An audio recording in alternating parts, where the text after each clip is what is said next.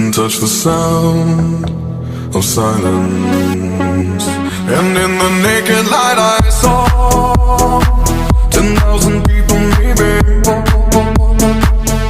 people talking without speaking, people hearing without listening, people writing songs that voices never share, and no one dared disturb the sound of silence. Fools say now you do not know, silence like a cancer grows. Hear my words and I might teach you, play my arms and I might reach you, but my words like silent raindrops fell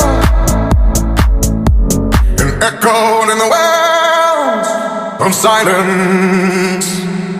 And the people bowed and prayed to the neon god they made, and the sign flashed out its warning, and the words that it was forming, and the sign said the words of the prophets are written on the subway walls and tenement halls, and whispered